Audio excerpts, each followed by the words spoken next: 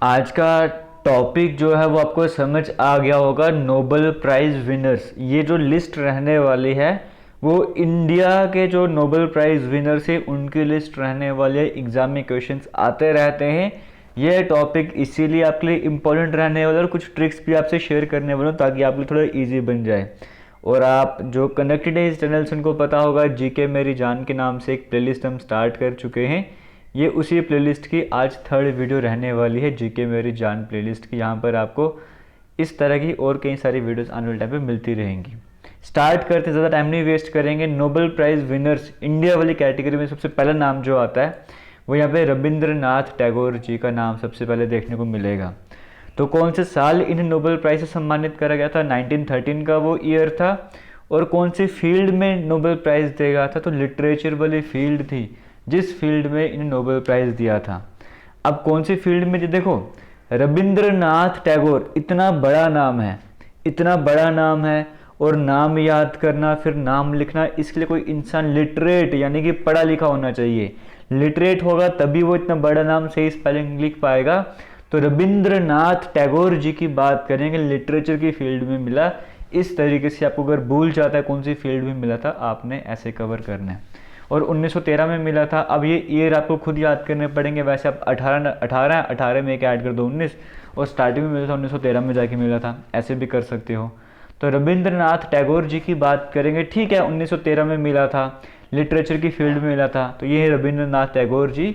तो मिला क्यों था लिटरेचर की फील्ड में? क्योंकि गीतांजलि की बात करेंगे, जो कलेक्शन है कई सारे पोइम्स की, इसकी वजह से गीतांजलि की बात करेंगे, इनकी हेल्प से इन्हें जो है वो अवार्ड दिया गया था, नोबेल प्राइज़ से सम्मानित करा गया था। हालांकि इनके बारे में अगर आप पढ़ोगे रविंद्रनाथ टैगोर जी के बारे में, तो छोटी सी उम्र से ही इन्होंने पब्लिकेशन वगैरह क्या क्या स्टार्ट कर दिया था, कितने मतलब कितनी जगह वो घूम कर आ चुके थे, इनके बारे में पढ़ोगे आपको इंटरेस्ट आने वाला है। हालांकि जो इम्पोर्टेंट आपके लिए वो यही है कि 1913 में मिला था, लिटरेचर की फील्ड थी और गीतांजलि वर्क था, इसकी हेल्प से, इसकी वजह से इन्हें सम्मानित करा गया था। बाकी पीडीएफ तो आपको मिल ही जाएगा टेलीग्राम पर, वहाँ पे जाके डिटेल में जो भी लिखा हुआ है वो पढ़ लेना। यही वो सब कुछ लिखा हुआ है, नोबेल प्राइज़ लिटरेचर की फील्ड में मिला था, 1913 में मिला था। और ये सारे क्यों मिला था? क्योंकि गीतांजलि की कलेक्शन जो थी उसकी वजह से इन्हें सम्मानित करा गया था।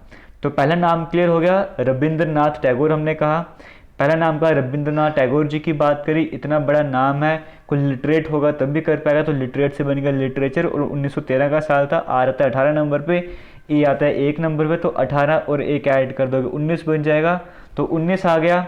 उसके बाद ये ए फर्स्ट नंबर पे आता है, ए और बी ऐड कर दोगे, फर्स्ट नंबर पे ए और बी सेकंड नंबर पे, 3 बन जाएगा इन दोनों को ऐड करने पे, तो 1913 आ जाएगा। हालांकि इतना लंबा कौन याद करेगा, बट हाँ फिर भी किसी को रहेगा तो आप आराम से कर सकते हो। 1913 में मिला था, गीतांजलि वर्क था उसकी वजह से। सेकंड नाम आपके सामने स्क्रीन में जो चल रहा है वो सीवी रमन जी हैं। सेकंड नंबर पे सीवी रमन जी का नाम सामने आ रहा है। ईयर कौन सा रहता है? 1930 में इन्हें जो है वो सम्मानित करा गया था। 1913 में पहले थे, 1330 में एक जैसे मिलता है ना, 13 में जो रविंद्रनाथ टैगोर जी आए, और 30 में 30 में सीवी रमन जी को सम्मानित करा गया। फील्ड कौन सी थी? फिजिक्स की फील्ड आपको देखने को मिलती है। और रमन इफेक्ट आपने ज़रूर सुना होगा, तो ये साइंस में ही सुनते हो, तो इसका मतलब सीवी रमन जी को जो है वो फिजिक्स की फील्ड में जो है वो नोबेल प्राइज से सम्मानित करा गया था। ईयर कौन सा था? 1930 वाला था। फिर से रमन है, 18 और 1 19 और 30 यहाँ पर आ जाएगा। पहले 1913 था, अब 30 आ गया, तो 1930 में मिला है। फिजिक्स की फील्ड यहाँ पर आपको देखने को मिल रही है, सीवी रमन जी की हम बात कर रहे हैं। तो ये सीवी रमन जी, ये डिटेल्स उनकी बताई गई हैं। मिला क्यों था वो हम देख लेते हैं। नोबेल प्राइज़ 1930 में जो है श्री सर सीवी रमन की बात करेंगे तो चंद्रशेखर वेंकटा रमन पूरा नाम हो जाएगा। स्कैटरिंग ऑफ लाइट पे जो वर्क करा था, या फिर आप बोल दो कि जो एक इफेक्ट जिसका नाम रमन इफेक्ट आज हम जानते हैं जिसको नाम से, उस इफेक्ट की वजह से, उस प्रोसेस फिनोमिना की वजह से, या उसकी डिस्कवरी की वजह से इन्हें जो है नोबेल प्राइज से सम्मानित करा गया था। तो 2 नाम आपने याद कर लिए। सबसे पहले आपने याद किया रविंद्रनाथ टैगोर जी, लिटरेचर की फील्ड, ईयर था 1913 वाला। सेकंड नाम आपने देखा डॉक्टर सीवी रमन जी की बात करेंगे, ईयर है 1930 और फील्ड रहने वाली है फिजिक्स। 2 नाम क्लियर हो गए, चलते हैं तीसरे नाम की बात करते हैं। तीसरा नाम आ रहा है हर गोबिंद खुराना जी का। अब इन्हें कब मिला है? 1968 का टाइम पीरियड है जब इन्हें इस अवार्ड से सम्मानित करा गया। 19 वाली लाइन तो चल ही रही थी, और आप देखोगे H8 नंबर पे आता है, यहाँ पर 8 भी आपको देखने को मिल रहा है। तो इस तरीके से आप कवर कर सकते हो। 1968 में अगर हम बात करेंगे हरगोबिंद खुराना जी को सम्मानित करके नोबेल प्राइज से। फील्ड कौन सी है? मेडिसिन। रविंद्रनाथ टैगोर बड़ा नाम है, लिटरेट होना पड़ेगा। रमन इफेक्ट है, फिजिक्स आ गई। खुराना आपको देखने को मिल रहा है, डॉक्टर कहते हैं ना खुराक खाओ, खुराक कई बार आपने सुना होगा, खुराक टाइम पर खाओ, या अगर आपने लोकल लैंग्वेज में सुना होगा तो ये खुराक वगैरह वर्ड किस में यूज़ करते हैं? मेडिसिन वगैरह के लिए यूज़ करते हैं जनरली। तो मेडिसिन हरगोबिंद खुराना जी, तो खुराक खाओ यानी कि मेडिसिन वगैरह, इस तरह से आप रिलेट कर सकते हो। तो मेडिसिन की फील्ड में जो है इन्हें दिया गया नोबेल प्राइज़ अगर हम बात करेंगे। तो ये डिटेल्स तो क्लियर हो गई। बाकी क्यों? क्योंकि 1968 आपको मैं ये ऑलरेडी बता चुका हूँ। तो फिजियोलॉजी या फिर मेडिसिन की फील्ड में बोल लो, ये नहीं 3 साइंटिस्ट और थे, इन्होंने शेयर किया था नोबेल प्राइज़ को। क्यों? एक रिसर्च करी थी जेनेटिक कंपोनेंट्स के ऊपर की, जैसे एक तो सब कहोगे प्रोटीन सिंथेसिस के ऊपर, प्रोटीन सिंथेसिस पर उन्होंने काम वगैरह करा था। तो खुराक की बात करते हैं, वो मेडिसिन आ गई।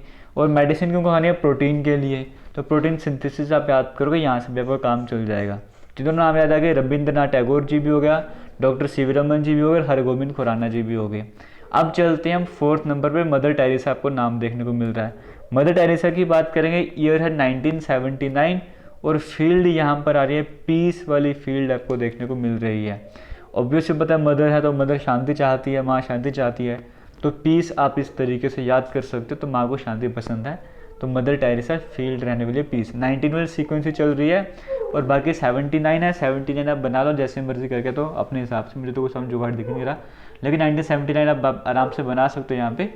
1979 फील्ड पीस आपको देखने को मिल रही है, क्योंकि ग्लोबली ने बड़ा सारा काम इस तरह से करा था, आपको यहाँ पे देखने को मिल रहा होगा। पॉवर्टी से लड़ाई लड़ी थी, या जो भी कई तरह की बीमारियाँ थी उससे लड़ाई लड़ने का काम कर रहे थे, शांति बनाए रखने का काम कर रहे थे, इस वजह से इन्हें जो है वो सम्मानित करा गया था मदर टेरेसा जी की, अगर हम बात करेंगे।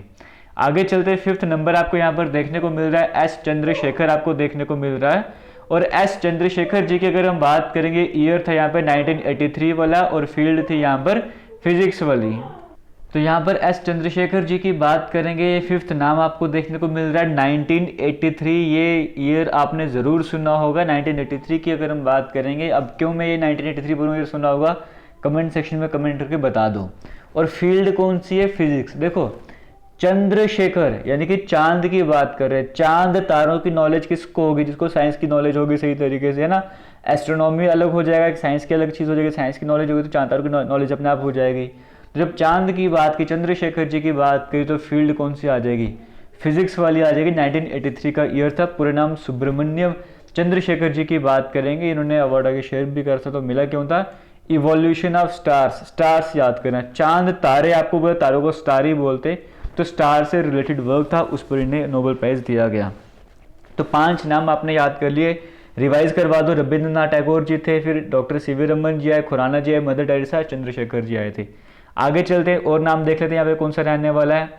6 नंबर पे अमर्त्य सेन आपको देखने को मिल रहा है, 1998 वाला ईयर है, इकोनॉमिक्स फील्ड देखने को मिल रही है। वी रामकृष्ण 2009 में केमिस्ट्री, कैलाश सत्यार्थी जी 2014 में पीस वाली लाइन। अमृत है क्या? इकोनॉमिक्स एक अमृत है, ऐसे याद कर लेना। राम और कृष्ण जी एक साथ आएंगे तो केमिस्ट्री अच्छी बनेगी, दुनिया सही से चलेगी। कैलाश सत्यार्थ, सत्य जो है वो शांति चाहता है। इस तरीके से आप बाकी 3 सीक्वेंस भी याद कर सकते हो। अमृत, इकोनॉमिक्स अमृत है, राम कृष्ण जी आएंगे तो केमिस्ट्री सही चलेगी दुनिया की, सत्य शांति चाहता है। तो इस तरीके से 3 नाम आपने और याद कर लिए। और अमर्त्य सेन जी की अगर हम बात करेंगे, अपने इकोनॉमिक्स की बात करी तो मिला क्यों था? वेलफेयर इकोनॉमिक्स की वजह से इन्हें नोबेल प्राइज से सम्मानित करा गया।